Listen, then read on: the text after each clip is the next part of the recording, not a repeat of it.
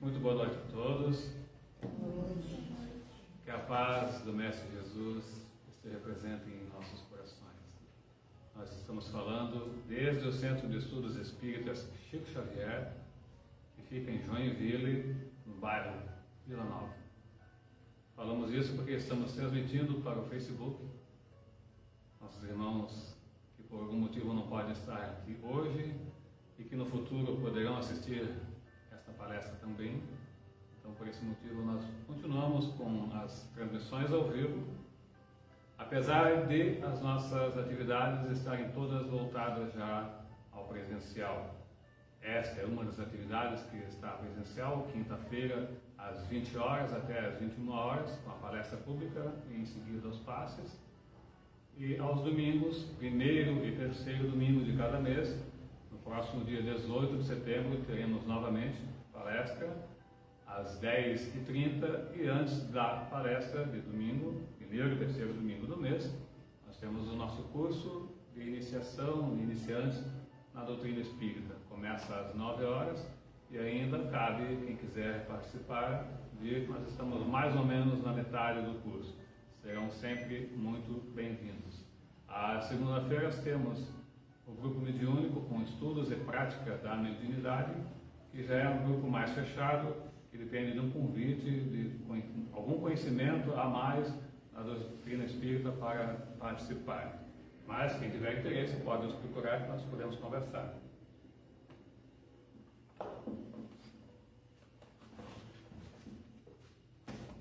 Antes de passar a palavra para a nossa irmã Sandra Boaventura, colaboradora do Centro Espírita Mensageiros da Luz, também aqui no bairro Vila Nova, em Joinville, nós iremos ler uma mensagem para a nossa harmonização do livro Pão Nosso, psicografia do Francisco Cândido Xavier, pelo Espírito de Emmanuel. Conflito. Essa é a lição 136. Haja então essa lei em mim. Quando quero fazer o bem, o mal está comigo. Quem disse isso foi Paulo, e está em Romanos, capítulo 7, versículo 21. Os discípulos sinceros do Evangelho, à maneira de Paulo de Tarso, encontram grande conflito na própria natureza. Quase sempre são defrontados por enormes dificuldades nos testemunhos. Num instante justo, quando lhes cabe revelar a presença do divino companheiro no coração, eis que uma palavra, uma atitude ligeira os trai diante da própria consciência, indicando-lhes a continuidade das antigas fraquezas. A maioria experimenta sensações de vergonha e dor. Alguns atribuem as quedas à influenciação de espíritos maléficos e, geralmente, procuram o inimigo no plano exterior, quando deveriam sanar em si mesmos a causa indesejável de sintonia com o mal. É indubitável que ainda nos achamos em região muito distante daquela em que possamos viver isentos de vibrações adversas. Todavia, é necessário verificar a observação de Paulo em nós próprios. Enquanto o homem se mantém no gelo da indiferença ou da inquietação, da teimosia, não é chamado à análise pura. Entretanto, tão logo desperta para a renovação, converte-se o campo íntimo em zona de batalha. Contra a aspiração bruxuleante do bem, no dia que passa, levanta-se a pesada bagagem de sombras acumuladas em nossas almas desde os séculos transcorridos. Indispensável, portanto, grande serenidade e resistência de nossa parte, a fim de que o progresso alcançado não se perca. O Senhor concede-nos a claridade de hoje para esquecermos as trevas de ontem, preparando-nos para o amanhã no rumo da luz perecível. Acho então esta lei em mim. Quando quero fazer o bem, o mal está comigo. Muito oportuna e propícia a mensagem que nos leva à reflexão de que nós devemos nos modificar e que o conhecimento que já adquirimos, com certeza, já nos propicia mais acertos em nossa caminhada, para nós refletirmos. Então, como de costume nas atividades espíritas, antes de passarmos, vamos fazer uma prece em agradecimento a Deus pela oportunidade de estarmos aqui mais uma vez nessa casa abençoada, casa bendita de luz, de aprendizado, hospital de almas que vem buscar aqui acalento para o seu coração, encarnados e desencarnados. Que sejamos todos amparados pelos amigos benfeitores que vêm até este lar, em especial em maior número, para atender, para nos ajudar nas necessidades que cada um de nós tem, ainda caminhantes da jornada evolutiva, mas hoje cientes da grande necessidade de colocarmos em prática os aprendizados recebidos, seguindo sempre os ensinamentos do querido Mestre Jesus. Abençoa, Pai, os irmãos ligados a essa casa, encarnados e desencarnados, que porventura não puderam estar aqui, mas continuam presentes em nossos corações. Obrigado, Senhor, hoje e sempre. Que assim seja. Então, Sandra, uma palavra, uma boa palestra para você. É um prazer. Obrigada.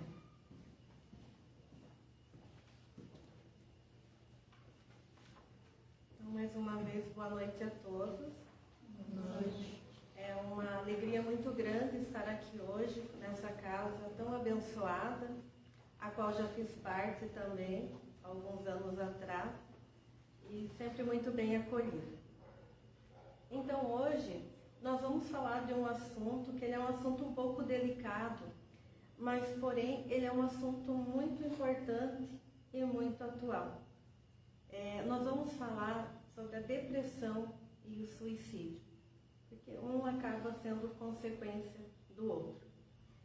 Então, a depressão, essa palavra, ela é usada de muitas maneiras. Ela é como um estado de humor, uma tristeza diante de um infortúnio, de uma frustração, ou um sintoma em diversas doenças mentais. Que diversas doenças mentais começam com uma depressão. E o emocional, demonstrando um humor triste, uma síndrome manifestada com uma importante perturbação do humor, uma perturbação afetiva. Então, portanto, a depressão, de um modo muito simples, ela pode ser definida e entendida como uma tristeza profunda e prolongada. Ela é uma doença tão antiga quanto o homem, ela não é uma doença atual. E ela é relatada desde a antiguidade, até mesmo começa lá na Bíblia. Então tem 3 passagens que nós podemos citar, que foi Jó, Pedro e Judas. Eles foram acometidos pela depressão. Então Jó, ele era portador de uma revolta e uma amargura muito grande, o que sugere depressão. E só depois dele deixar aflorar as suas virtudes é que ele se tornou o protótipo da paciência. Como nós sempre ouvimos, alguém tem a paciência de Jó. O Pedro, quando ele negou Jesus, ele sentiu a culpa, ele sentiu o remorso, ele sentiu o arrependimento, que é um sentimento comum nos estados de depressão. E Judas também. Ele foi acometido de uma reação depressiva e aguda, ocasionando por uma intensa culpa e remorso, acabando por suicidar-se. Então não é uma coisa atual, já vem de muitos anos. E a depressão, ela é uma doença da alma. Ela pode acontecer com qualquer ser humano. Todos nós que somos portadores de imperfeições e débitos a serem quitados e alinhados. E como outros transtornos emocionais, a depressão sempre vem acompanhada da ansiedade. Pode ser por um fator genético, pode ser por um fator social ou bioquímico. Ela tem a causa profunda no espírito. Então, a raiz de toda doença emocional, ela se encontra na história passada do seu portador. Nós trazemos isso. Porque agora nós prosseguimos a evolução em um novo corpo, mas nós trazemos essa herança espiritual, né? É uma coisa que nós trazemos conosco, né? Então, a ansiedade e a depressão, elas sempre acompanharam o homem. Não são tidas como doenças modernas, porque elas tornaram-se mais frequentes e vêm assolando a humanidade. Principalmente após a pandemia, nós temos sentido muito isso. Ela talvez seja o transtorno que mais cresce no mundo em números absurdos. O seu aparecimento ainda não tem uma causa certa, bem como a ansiedade, né? Inúmeras são as correntes científicas querendo contribuir para o esclarecimento sobre as suas origens, mas não há nada comprovado em definitivo ainda, porque elas são consideradas reações vivenciais, mas são anormais, porque elas não causam lesão. Então, portanto, elas não têm uma correlação física, né? Então, elas se colocam, esses dois sentimentos, a depressão e a ansiedade, eles se colocam como se fosse num pêndulo, né? Horas eles estão de um lado, horas a pessoa está de outro, né? E porque a pessoa ela pode estar deprimida, mas também com ansiedade, porque se parece muito com a angústia, e as duas estão ligadas. Tanto é que as medicações usadas para as duas são ao mesmo tempo, são antidepressivos e ansiolíticos também. São movimentos psíquicos que eles se relacionam e eles interagem da mesma maneira, trazendo fobias. E então, essas fobias eles acabam adentrando num estado de hiperestesia. Estesia quer dizer sensação. Então, nos deixa incapaz de pensar e nós temos sensações demais, que é esse estado de hiperestesia. E ela é responsável de trazer os órgãos dos sentidos à flor da pele. Então, com isso nós estabelecemos assim, redes mentais, porque ninguém pensa sozinho e ninguém sente sozinho. Nós sabemos que nós nos conectamos em rede isso, né, com o nosso pensamento. E com aquele transtorno de ansiedade provocado aquela hiperestesia, você se conecta. Então, no caso, você está com medo, você está fragilizada, você fica vulnerável a interferências na mesma sintonia, né? E aí acaba amplificando e muitas vezes a gente perde o controle das emoções. Porque nós nos acoplamos em outras mentes. Então, magneticamente falando, com essa mesma frequência e a mesma sintonia. Um exemplo assim bem típico para entender, por exemplo, nós vamos viajar e nós vamos precisar passar num pedágio. Então, para não precisar parar, nós colocamos aquela tagzinha no nosso para-brisas lá do carro e nós passamos, a cancela é liberada. Mas como que eles sabem que eu tenho aquela tagzinha, como que ele vai me identificar que eu tenho lá um saldo lá que eu posso pagar? Isso como que é? Como funciona? Pela onda magnética. Então vejam que até os pedágios eles já estão usando o magnetismo. E nós, como é que nós estamos usando o nosso magnetismo? Com quem que nós estamos nos sintonizando quando nós ficamos num estado de ansiedade, num estado de depressão. Então nós precisamos cuidar muito com quem nós acabamos nos sintonizando dentro desses estados. Então, porque quando nós pensamos, nós acabamos nos ligando a todas as mentes e nos sintonizamos com o mesmo padrão. Então, na casa espírita, nós devemos sempre ter o cuidado, ter a empatia em receber aquele irmão que está em sofrimento. Porque muitos que procuram a casa espírita, ele já está em desespero, ele já encontra-se totalmente perdido dentro do seu vazio emocional. Muitas pessoas que acabaram se aposentando entram em depressão, né? Às vezes alguém veio por um amor perdido. Com essa pandemia, muitas pessoas, familiares, amigos, desencarnaram. Então, como nós devemos agir dentro desse nosso papel, né? Porque a espiritualidade, ela traz um conhecimento daquilo que antes não se entendia. Ela nos conforta, ela nos dá uma luz no fundo do túnel, né? Então, portanto, no transtorno de ansiedade, ele vai acentuar a questão, né, da hiperestesia.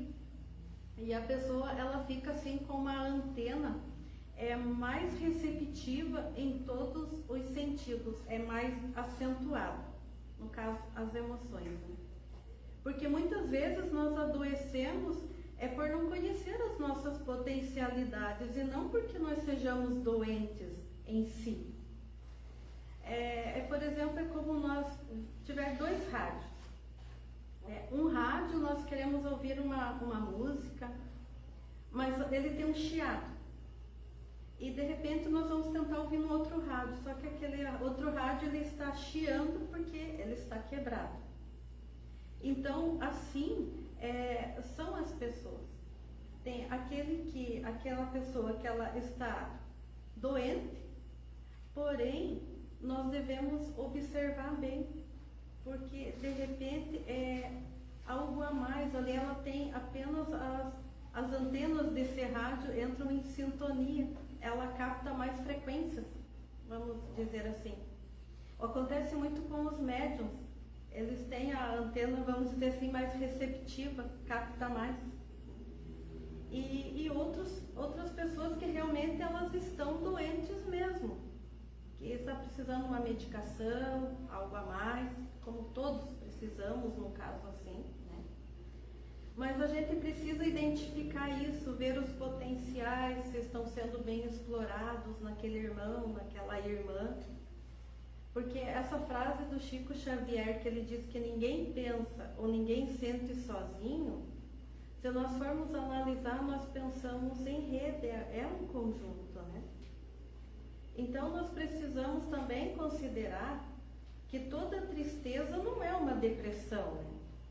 Porque tristeza é um fato normativo, isso é norma, porque nós nos entristecemos. Nós nos entristecemos porque muitas vezes nós temos motivos para isso. Às vezes um motivo pequeno nós fazemos esse motivo tão grande que parece que o mundo vai acabar. E porque nós vamos estendendo e vamos alimentando, e a tristeza não faz parte da gente. A gente se decepciona. É natural que isso aconteça porque nós somos humanos. E que bom que ainda nós temos sentimentos, né? Que bom que ainda nós choramos, ainda nos entristecemos, porque nós não somos máquinas. Mas já a depressão, ela é uma tristeza que não passa. É uma tristeza sem motivo, muitas vezes. Quando identificamos que essa tristeza está se estendendo demais, por um tempo, um sofrimento, que então já observamos, é um sinal de alerta. Às vezes vivemos isso dentro da própria família, no nosso conjunto de amigos, né? Então, se você percebe que tem um familiar, que depois de um tempo assim, uma tristeza está mais prolongada, nós precisamos ir em busca de ajuda, porque são situações graves que ela acontecem muitas vezes e retiram o nosso chão. Por exemplo, outro dia, né, eu acompanhei o caso de uma moça, tinha acabado o relacionamento dela, né, com o namorado, e se vocês vissem aquela moça naquela primeira semana, vocês diriam que ela ia desencarnar, de tanto sofrimento. Ela não saía do quarto, já fazia quase uns 10 dias, já não queria nem abrir a janela do quarto. E se vocês olhassem, vocês diziam, ela está deprimida. Mas observando mais detalhadamente, você ia ver que aquilo não era uma depressão ainda, né? Porque ela estava chorando o que precisava ser chorado. É um sentimento que ela precisava colocar para fora, né? Então, até eu comentei com a mãe da moça, disse, olha, vamos aguardar mais uns dias, se essa tristeza não passar, procura um médico, um bom psicólogo, porque a Casa Espírita faz o seu papel, mas também temos médicos maravilhosos, psicólogos que estão aí à nossa disposição, né? Porque na hora da tristeza, o que nós queremos? Nós queremos procurar os amigos, nós precisamos do ombro amigo, né?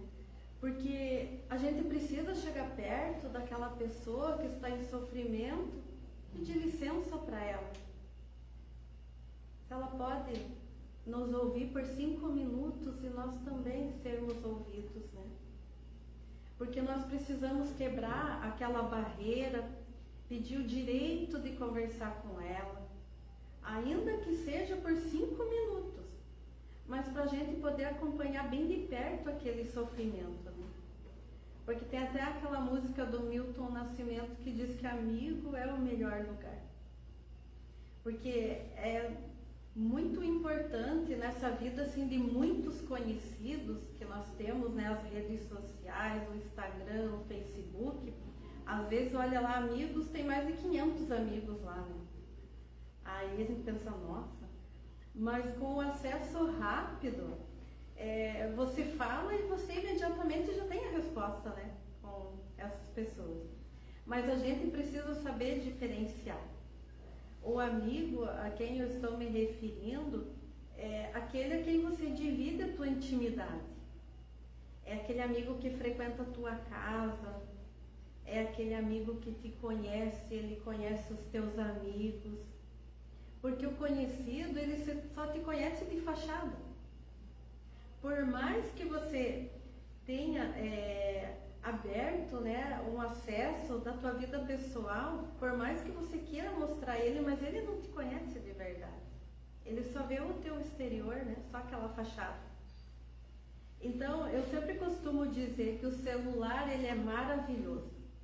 Ele é uma ótima ferramenta de trabalho, não temos dúvida disso, né? Mas ele contribui, na minha opinião, muito para a depressão. Porque ele te deixa muito perto de quem está longe e muito longe de quem está perto. Então, muitas vezes, aquele familiar, às vezes, não passa de um móvel lá na casa. Às vezes você passa, alguém te pergunta alguma coisa, você está ali. Você nem está prestando atenção no que a pessoa falou. E talvez aquele familiar vai se vendo mais num canto.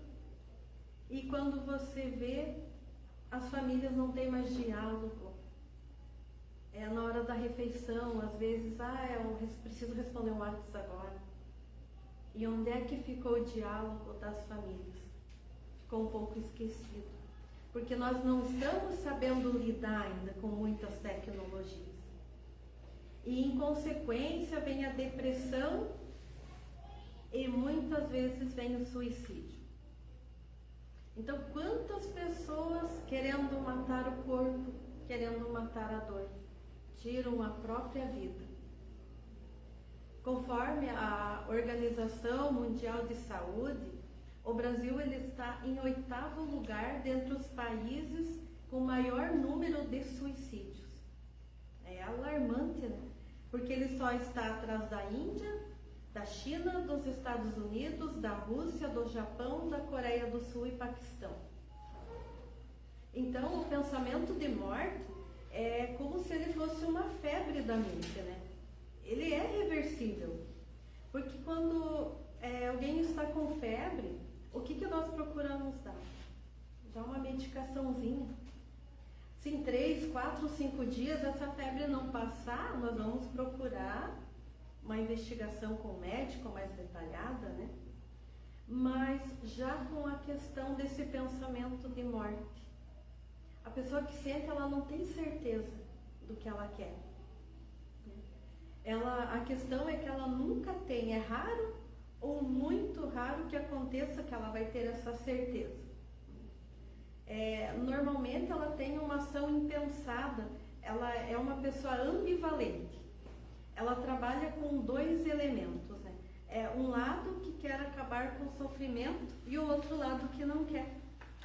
Então, vivenciar, né, um episódio de tristeza muitas vezes é como sentir, vamos falar bem, é como sentir uma escavadeira esburacando-nos a nossa alma. Nós ficamos sem rumo, sem o que pensar e o que falar, e nós choramos, muitas vezes perdemos até a nossa referência. Isso acontece. E nós sentimos um dilaceramento emocional que até parece físico, parece que sentimos na carne. Isso. Então nós acabamos caindo num buraco existencial, e a tendência, por nossa imaturidade emocional, é levantar logo e tentar tapar logo esse buraco, fingindo que nada aconteceu, né? Porque a vida, ela apresenta-nos inúmeras situações que nós não gostaríamos de viver. São perdas, são frustrações, são as dores, e cada uma delas pode ser simbolizada por essa sensação de buraco que vivemos interiormente. É como quem perdeu algo, ficou sem chão, é um sentimento de vazio muito grande.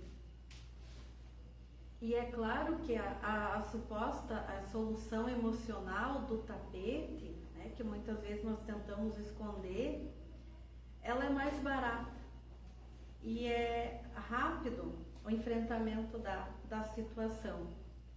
Mas se o investimento é pequeno, certamente o retorno também será. Né? Porque toda reforma mal feita, certamente o retorno também será. Porque ela produz aparentes benefícios em curto prazo, mas se tornarão futuros problemas, porque eu não resolvi.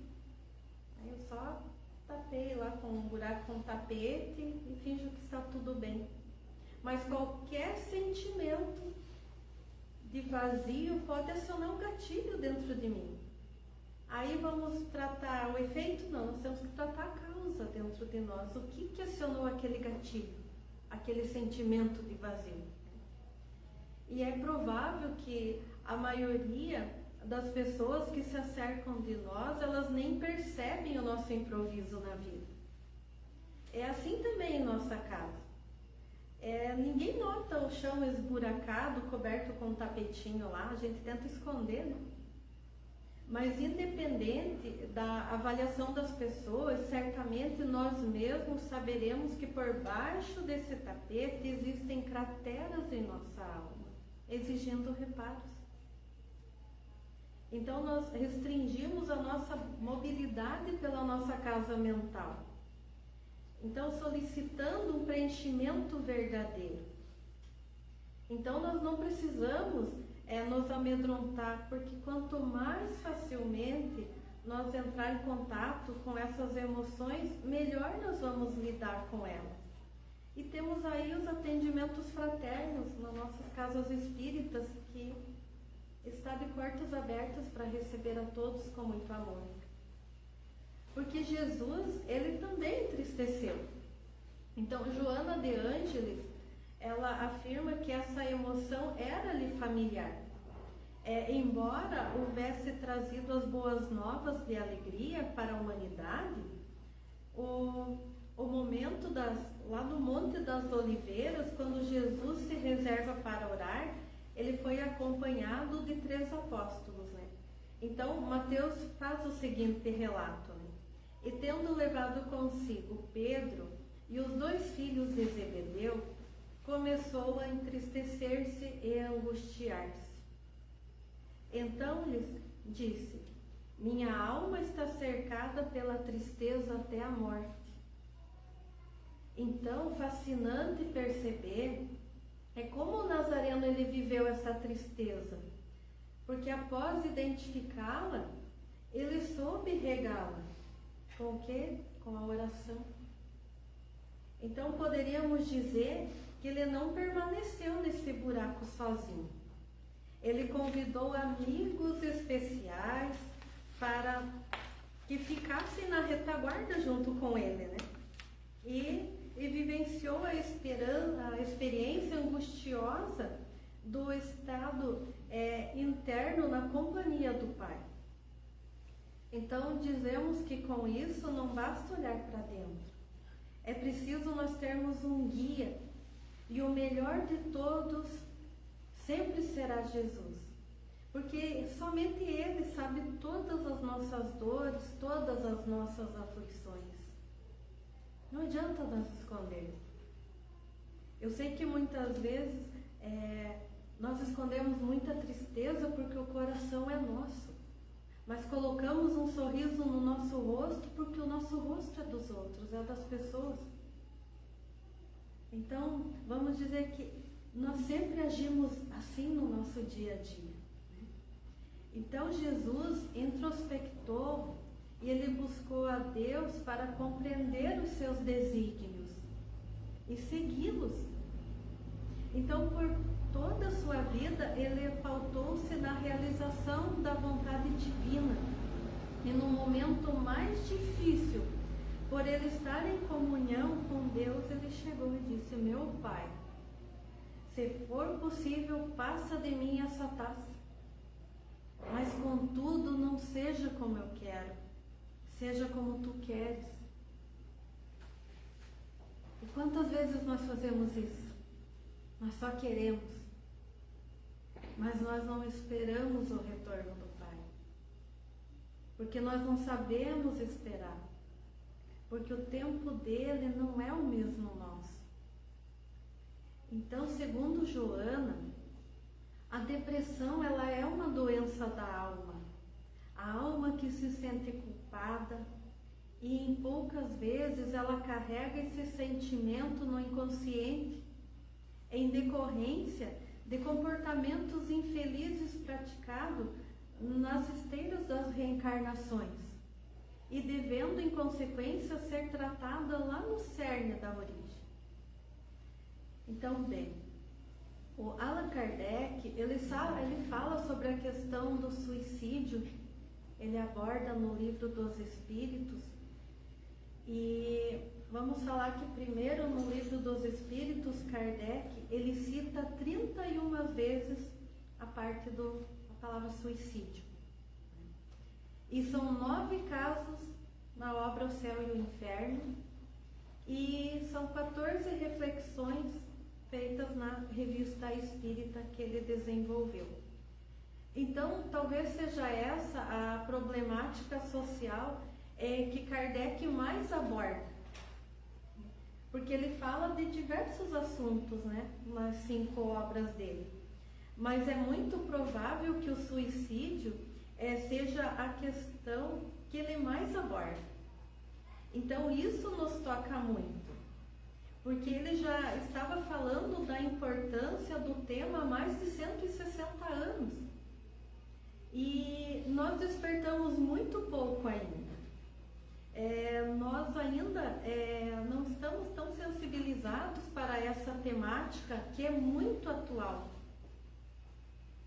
Então, lá no Livro dos Espíritos, ele diz assim: ao Espiritismo estava reservado demonstrar, pelo exemplo dos que sucumbiram, que o suicídio não é uma falta, somente por constituir infração de uma lei moral. Consideração de pouco peso para certos indivíduos, mas também um ato estúpido, pois que nada ganha quem o pratica.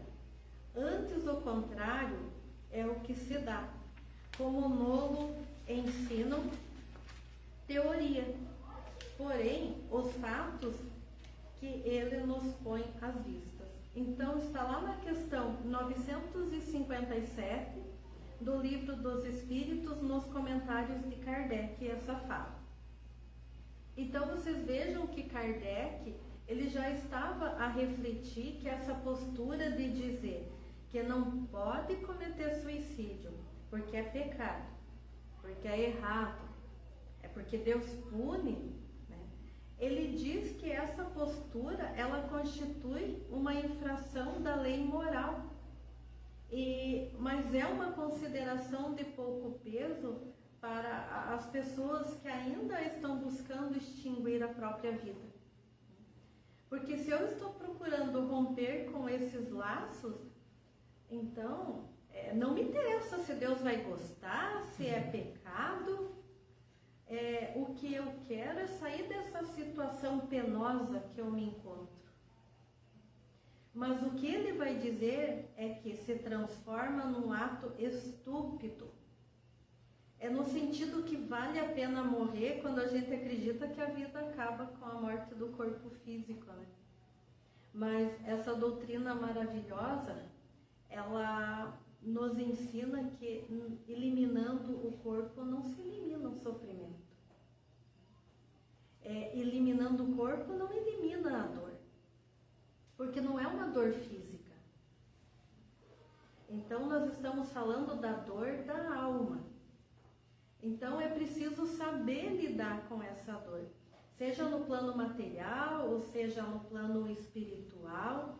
Existe uma dor que nós vamos precisar lidar. Então chama ele de ato estúpido, porque além de não diminuir essa dor, vai acrescentar ainda uma outra, de ter sucumbido às provações da vida, de ter infringido as leis de Deus e ainda continuar com aquela dor. Então vejam que lá em 1857, Kardec já estava pensando sobre a problemática e estruturando um pensamento a partir dos pressupostos espíritos de como verdadeiramente nós podemos ajudar as pessoas.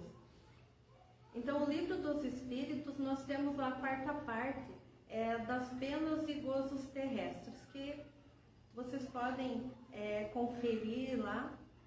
Então, no item desgosto da vida e suicídio, nós temos as questões 944 até 957 que falam disso.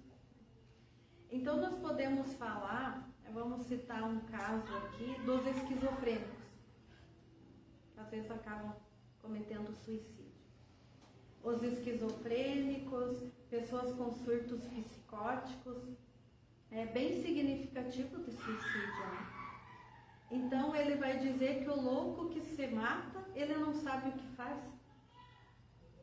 Então isso ele é relativo. Porque pensamos numa pessoa com esquizofrenia completamente enlouquecida, mas não é. Porque hoje em dia, com tanta evolução dentro da medicina, existem muitas medicações, está tudo caminhando para a normalidade. Mas vamos pensar que tem um agravante, mas porém tem um atenuante dentro disso. Então isso é bom para nós tirarmos sobre essa questão, para nós pensarmos um pouquinho. Que no estado de loucura, nós vamos dizer que a capacidade de percepção, de consciência, de respeito a si próprio, ela está deteriorada ou prejudicada. Né? E por esta capacidade estar prejudicada, existe um atenuante no ato do suicídio. Então, mas isso não quer dizer que não seja um ato equivocado.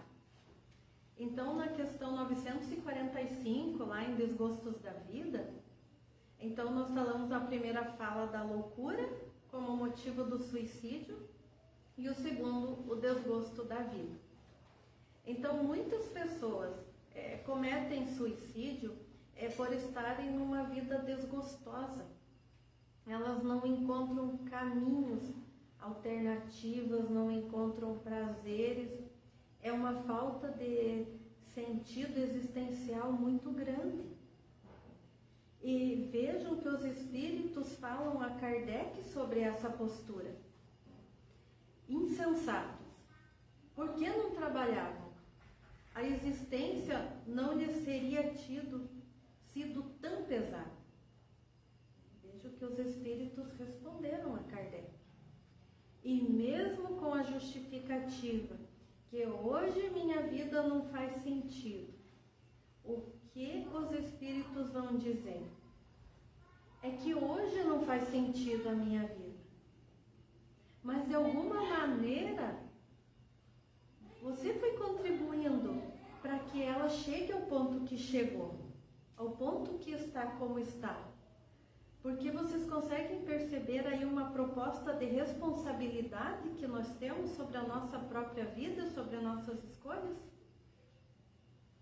Então, hoje, digamos que eu olhe para a minha vida e diga, minha vida está uma porcaria, está uma catástrofe, eu não suporto mais viver assim.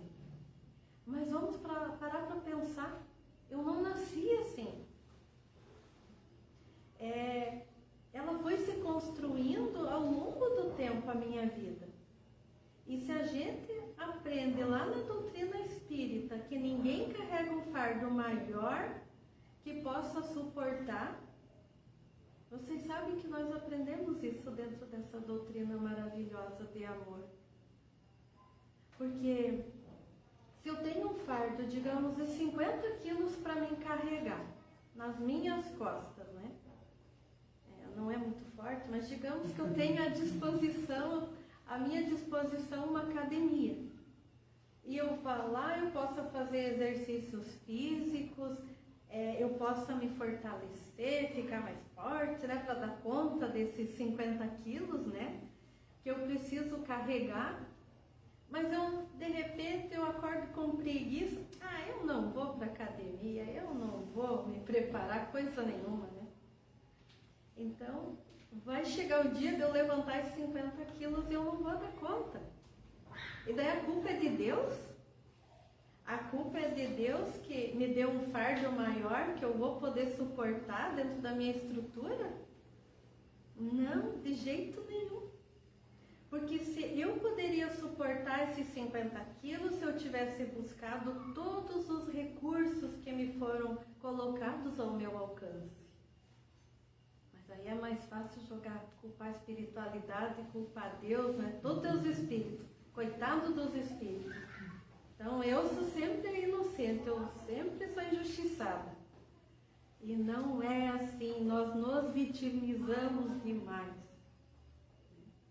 Nós acabamos nos vitimizando o tempo todo. E nós temos que mudar esse pensamento.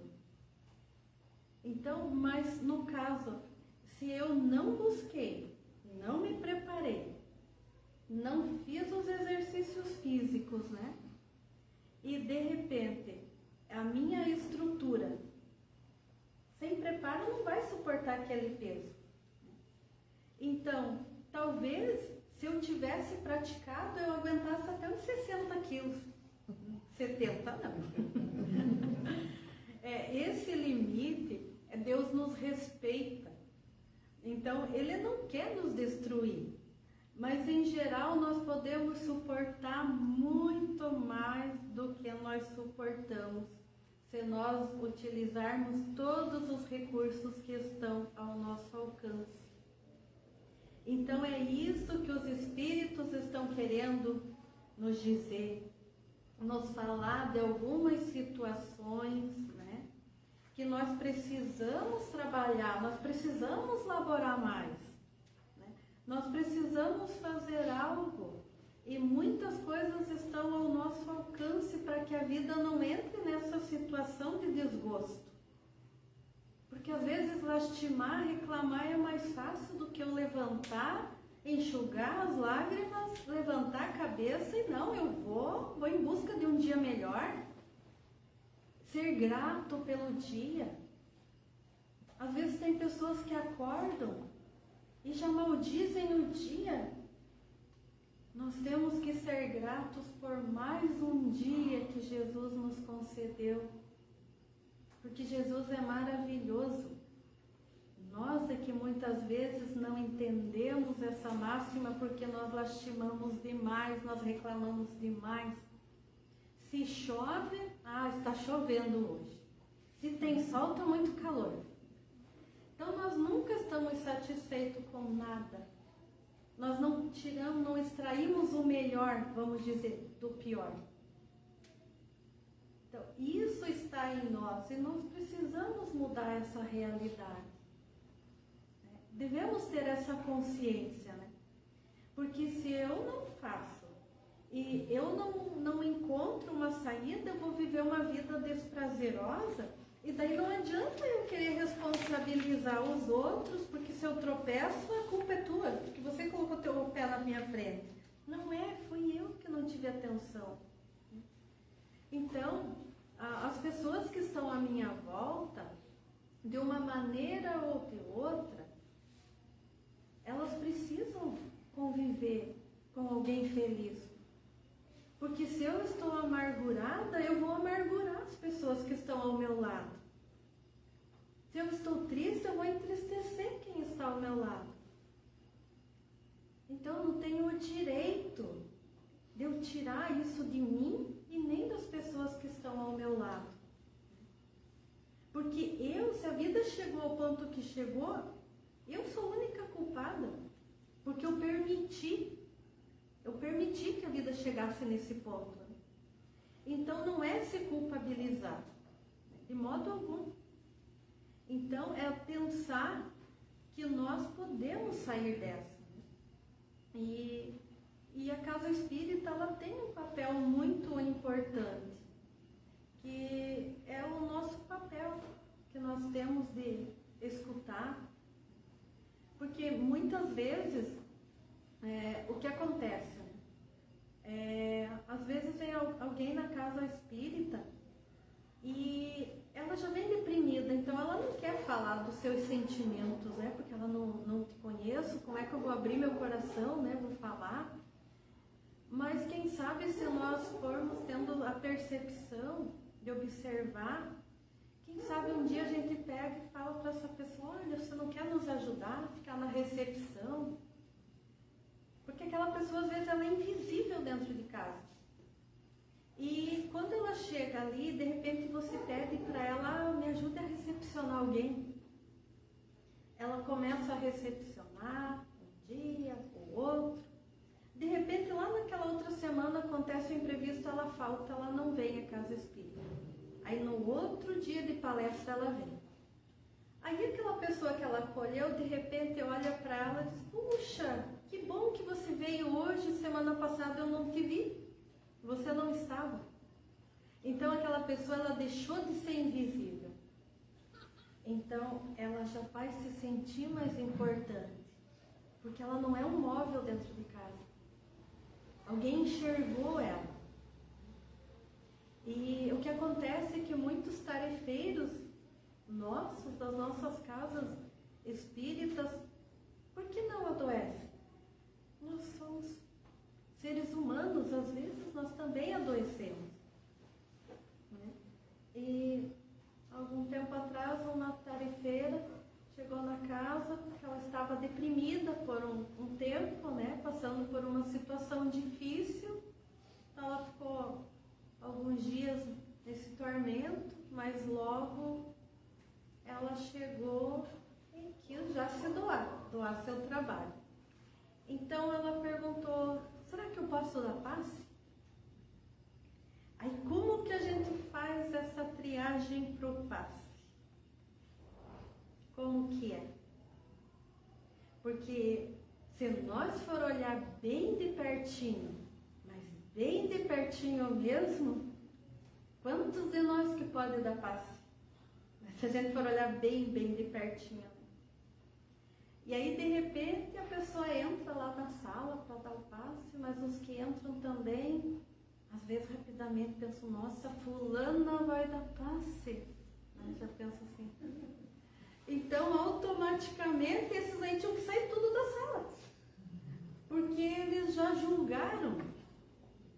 Então, se eles já julgaram, eles se encharcaram daquela energia negativa, então sai todo mundo da sala. Quem que vai ficar lá? Porque estão mais interessados em julgar do que observar o próprio ser humano. Então nós temos que ter um cuidado muito grande, porque nós estamos sendo colocados à prova a todo instante da nossa vida, da nossa jornada. Então, porque esse olhar bem de pertinho mesmo, talvez nem a gente enxergue o que está aqui dentro de nós. Né? Porque quando Jesus disse a Pedro que ele iria negar ele, o que Pedro disse? Jamais, mas jamais eu vou te negar. Né? Porque pode todo mundo te negar, mas eu não te negarei. Então, Pedro falou com aquela certeza, aquela imponência, né? Mas, somente quando o galo cantou, ele lembrou do que Jesus falou para ele. Então, será que nós também não somos muito parecidos com Pedro? Talvez não apareça, né, o mal dentro de nós, porque a gente ainda não foi posto à prova. E tudo é muito bonito enquanto não somos provados. Né? Então, quantos de nós, se tivéssemos passado por metade do que muitos passaram, será que nós estaríamos dentro de um centro espírita? Observando um histórico desde a infância que cada um passou? Muito poucos, eu acredito. Porque é tão fácil olhar as pessoas, tão fácil julgar, mas é bem provável que se nós estivéssemos em condições semelhantes, nós também estivéssemos piores.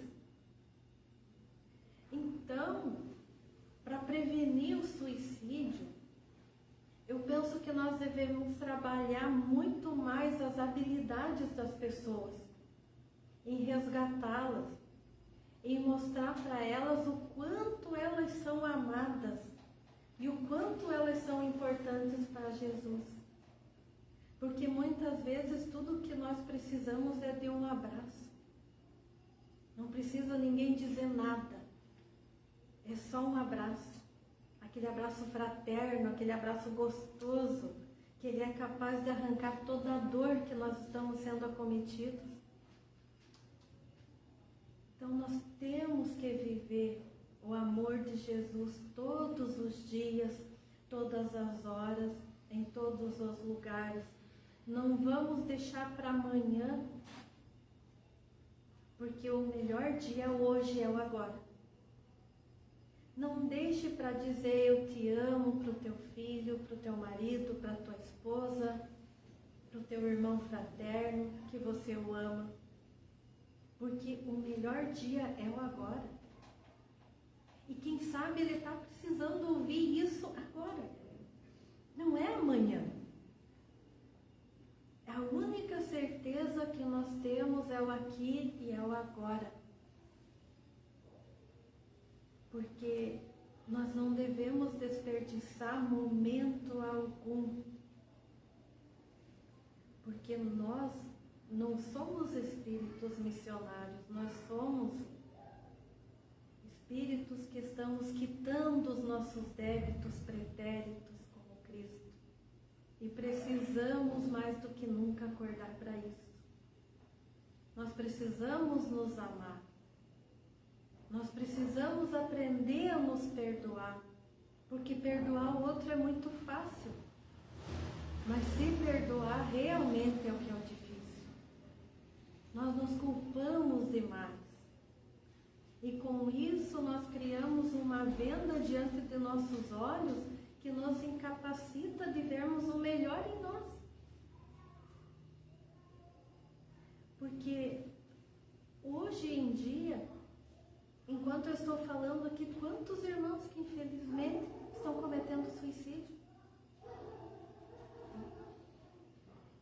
só uma palavra aqui que talvez seja um pouco forte. Porque o suicida, ele indiretamente, ele é um assassino. Porque ele se mata primeiro. Mas ele acaba matando todos aqueles que estão à sua volta. Porque eles ficam vivos. Então fica a família, ficam os amigos, ficam os filhos, ficam os pais. Porque eles ficam presos a uma gaiola emocional, alienados ao seu próprio egoísmo. Nós devemos respeitar a dor, porque a dor é só dele, a dor é só nossa. Não adianta dizer, eu imagino o que você está sentindo. Imaginar não é sentir. Mas nós devemos entender que essa dor não acaba na solidão vazia de um túmulo. Ela não acaba, porque a vida continua. Porque o suicida, ele não quer morrer. Ele só quer matar aquela dor. Então, meus irmãos, sejam ricos daquilo que o dinheiro não pode comprar. Porque as melhores coisas da vida, ela não tem preço, ela tem valor. Então, seja coragem para os inseguros. Sejam ousadia para os fóbicos. E sejam sensatez para os incautos, para os imprudentes.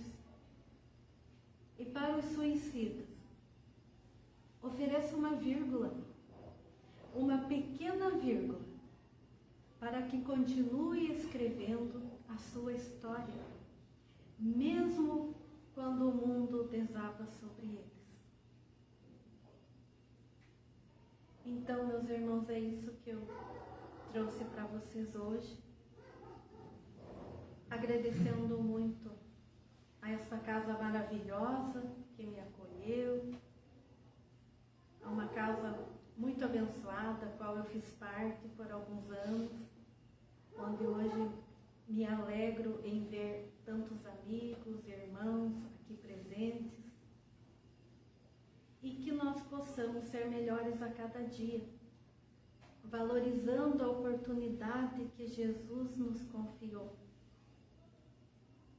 tendo muita gratidão, gratidão eterna a todos que me estenderam o convite para estar aqui hoje, a gratidão a Jesus, nosso Mestre, e aos mentores espirituais dessa casa, bem como de cada um de nós.